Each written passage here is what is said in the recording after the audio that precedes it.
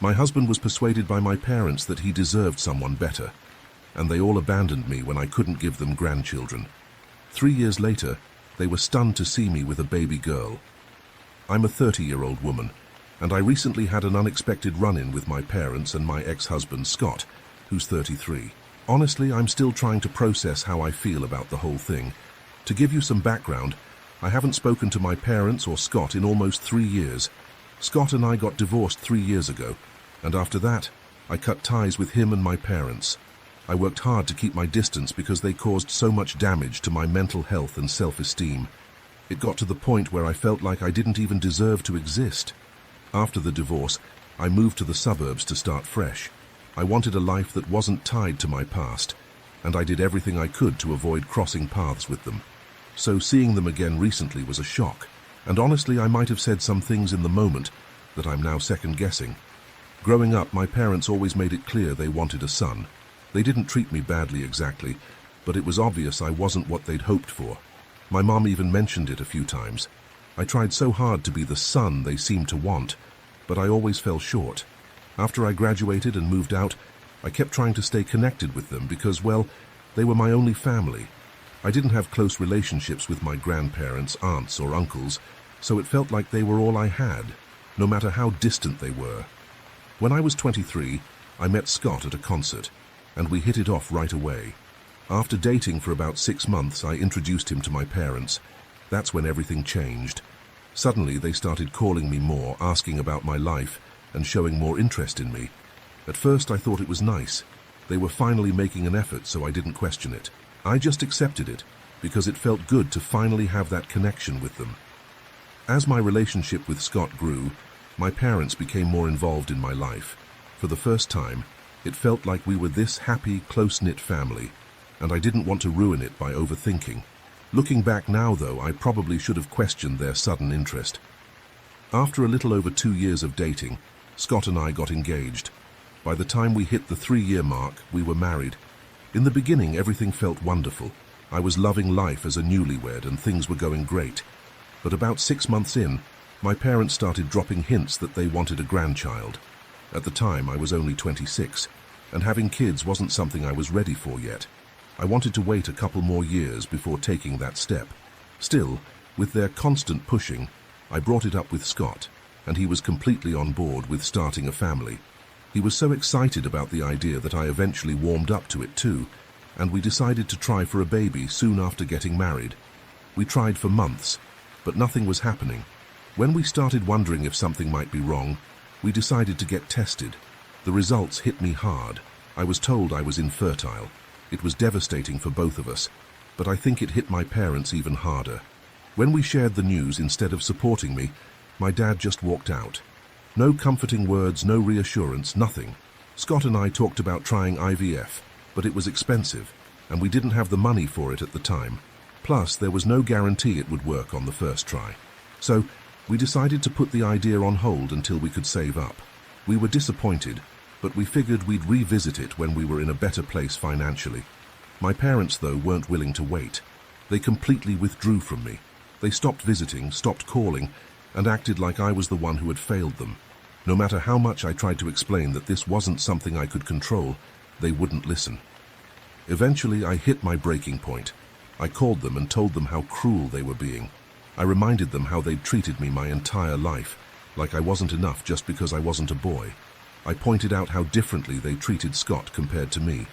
I told them I'd tried for so long to make our relationship work, but I was done now. If they couldn't accept me for who I was, then it was better if we stayed out of each other's lives for good. That phone call was one of the hardest things I've ever done because, for so long, all I wanted was their approval. But at that moment, I realized it wasn't going to happen. Instead of apologizing or trying to work things out, they doubled down. They told me it was fine if we didn't talk again because, in their eyes, I was worthless as a woman since I couldn't have kids. Hearing those words hurt more than I can describe, but at least it was clear where I stood with them. After that, I cut off all communication with them. At first, Scott was really supportive. He listened and comforted me, and I thought we were in it together. But after a while, I started noticing changes in his behavior. He was colder, more distant. I told myself I was imagining things because I couldn't handle the thought of losing him too. I kept pretending everything was fine, but within a few months, he was like a completely different person. The warmth and connection we once had were gone. I did everything I could to save my marriage, pouring all my energy into trying to fix things. But after 3 months, Scott came home with divorce papers and told me he was done. As much as I wanted to deny it, deep down I wasn't completely surprised. I tried reasoning with him, telling him we could revisit the idea of having a baby later, but he brushed it off. He said there were a lot of reasons he wanted out and didn't want to drag it on. He just wanted to move on quickly because, according to him, it was hard for both of us. The divorce took 7 long, grueling months to finalize, and it was the darkest time of my life. I was completely alone and emotionally shattered.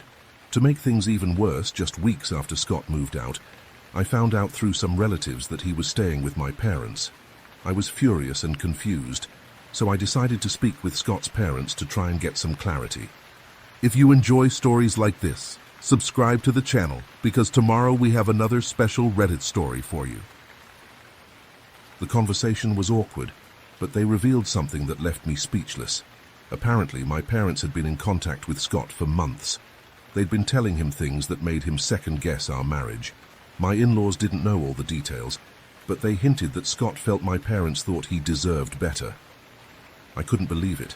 The very people who had made my life so difficult growing up had somehow managed to destroy the one relationship I thought I could count on.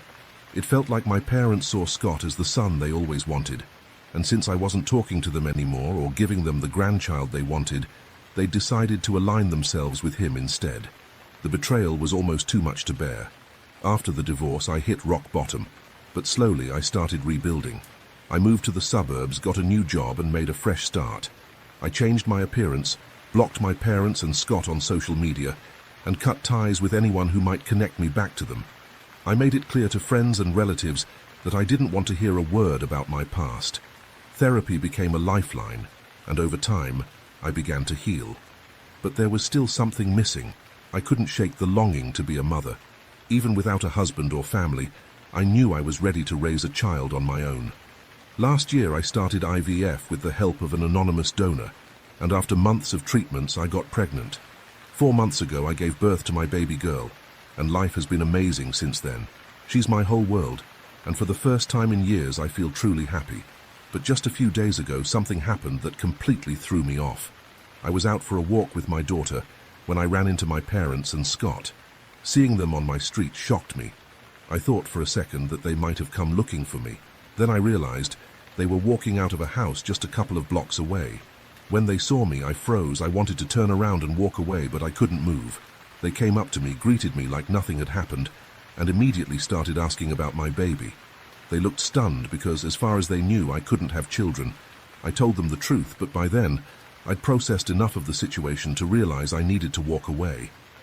I started heading back home, but Scott stopped me.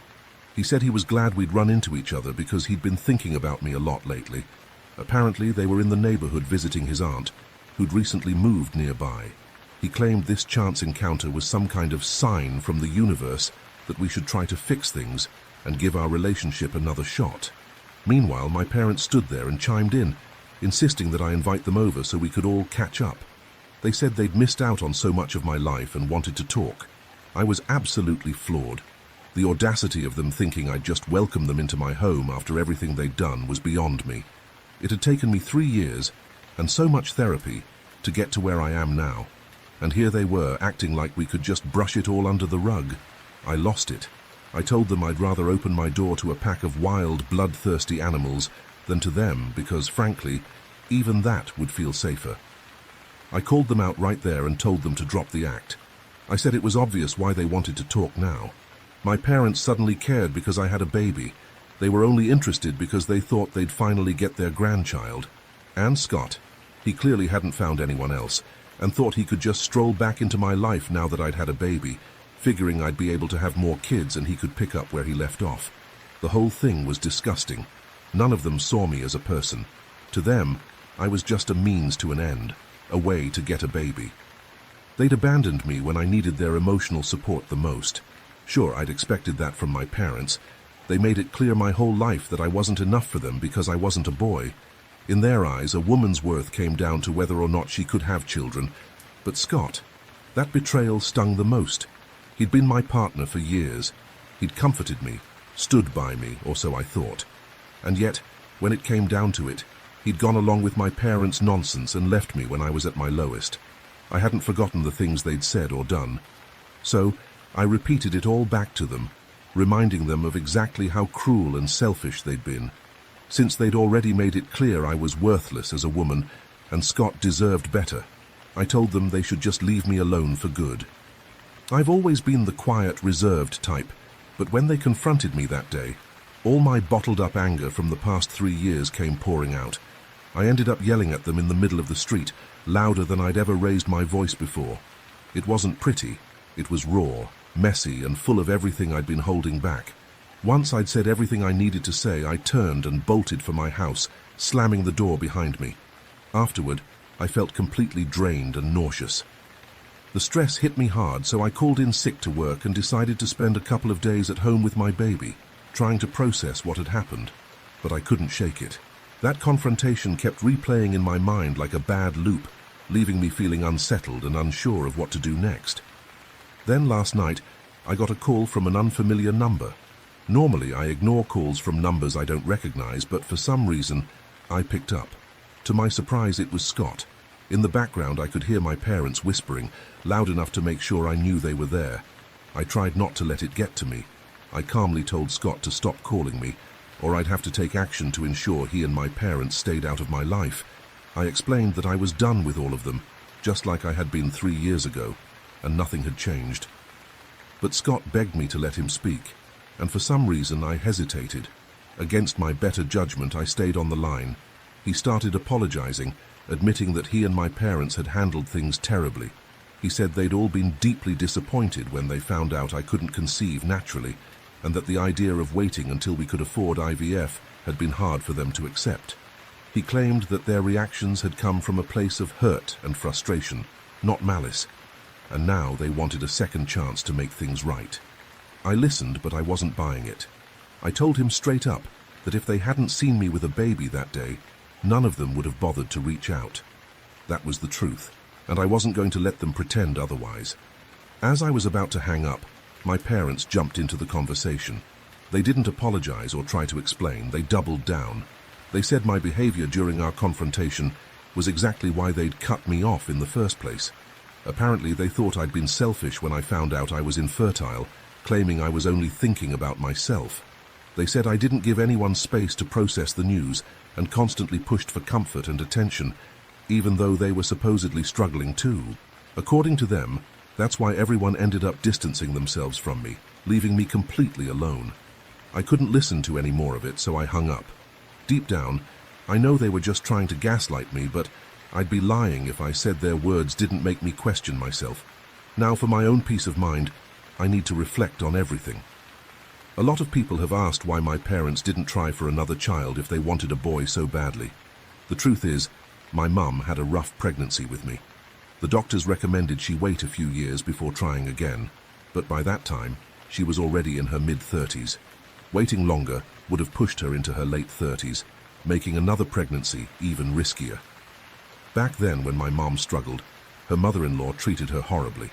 It's ironic because in my case, it was my own mother who turned her back on me when I needed her most. As for Scott, I don't know what drew him to my parents the way it did. From what I saw, he had a good relationship with his own family. He was their only child, and they clearly adored him. Whenever I visited, I could see how much they cared about him and how well he'd been treated growing up. So, I honestly have no idea why he gravitated toward my parents or why he let them influence him the way he did. At least with my parents, it made sense. They'd wanted a son so badly that they treated Scott like he was filling that role.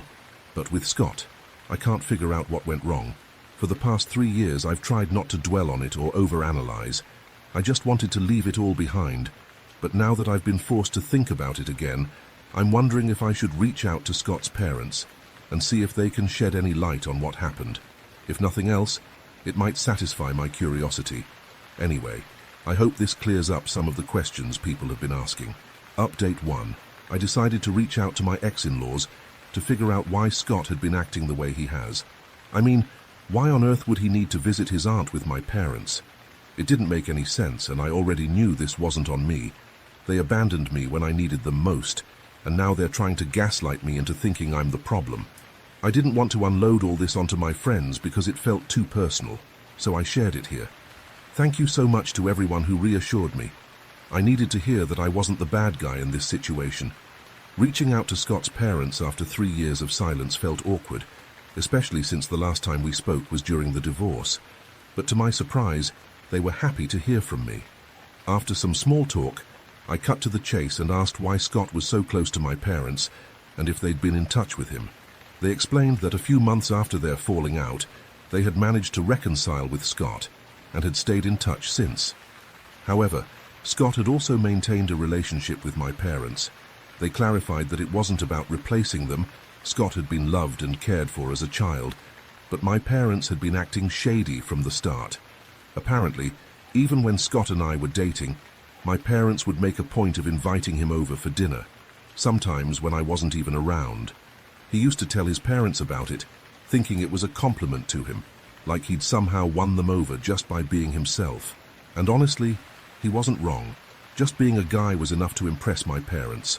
Over time, Scott and my parents spent a lot of time together without my knowledge, and he started seeing them as additional parental figures, despite having a good relationship with his own family. It got even more complicated because my parents showered him with expensive gifts and even wrote him checks regularly. What shocked me most was learning that the money Scott had once offered for IVF actually came from them. Back then, I didn't think we had that kind of money and assumed he was bluffing. I never wanted him to do anything shady to fund IVF, so I told him we should save up instead. Scott didn't tell me the truth about the money because admitting it would mean coming clean about how close he was with my parents behind my back. This secrecy gave my parents an opening to manipulate him. They painted me as someone who lacked faith in him and told him he deserved better, someone who would appreciate his efforts and believe in him. Over a few months they worked on him until he started to believe their version of things, which ultimately led to him leaving me. My ex-in-laws apologized for what had happened, but they also explained that while they didn't agree with Scott's relationship with my parents, he's their only son, and cutting him off wasn't something they could bring themselves to do. I can't blame them for that.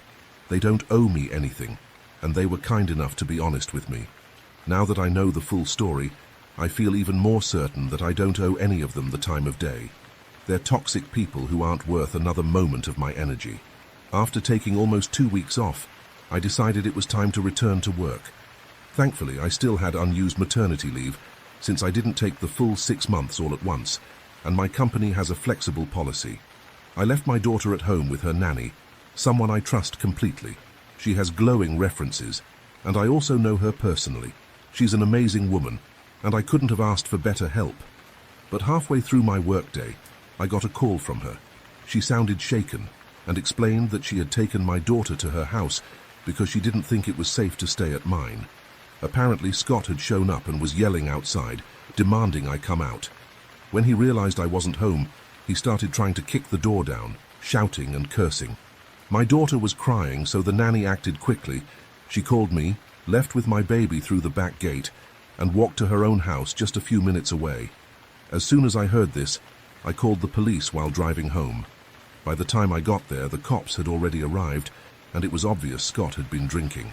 It wasn't even 12 in the afternoon, but he was visibly drunk and out of control. I pressed charges because, frankly, I was done with his nonsense. This incident gave me the perfect reason to request a restraining order, which I desperately needed after everything he's put me through. Thankfully, the police were able to take him away. My nanny came back with my daughter shortly after, and I gave her the rest of the day off. She prioritized my baby's safety above all else, and I'll always be grateful for her quick thinking. I decided to take another couple of days off work to stay home with my little one, and honestly, I didn't mind at all. It meant more time with my favorite person in the world. It's been a few weeks since that incident. I got busy with my baby and also took on an exciting new project, which has kept me occupied. As for the situation with Scott and my parents, I was granted the restraining order without much hassle, thanks to the security footage showing his behavior that day. It seems my parents have finally decided to leave me alone, likely because they saw how far gone Scott is now. Meanwhile, my ex-in-laws told me they've cut ties with him after this latest incident. They couldn't keep watching him spiral and make a mess of everyone's lives. For now, things have been peaceful, and I'm focusing on what really matters, my daughter, and building the life I've worked so hard to create. Apparently, Scott has been struggling to find a partner, even though he desperately wants to start a family. However, he's not open to adoption, which might explain his behavior recently. But that doesn't mean I owe him forgiveness, especially after everything he's put me through, with my parents included. And even though I'm done with them, it doesn't mean they've stopped trying to make me look bad. They're still spreading lies about me to my relatives, but it's honestly pathetic. Everyone can see who really hurt me in this situation, and now they're trying to turn themselves into the victims. That's not going to work, and they've learned that the hard way. As for my daughter, she will never have any contact with them. I'm not going to allow it. My little one and I are going to build a beautiful life together, free from their toxic influence.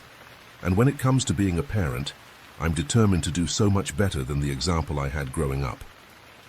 If you enjoy stories like this, subscribe to the channel, because tomorrow we have another special Reddit story for you.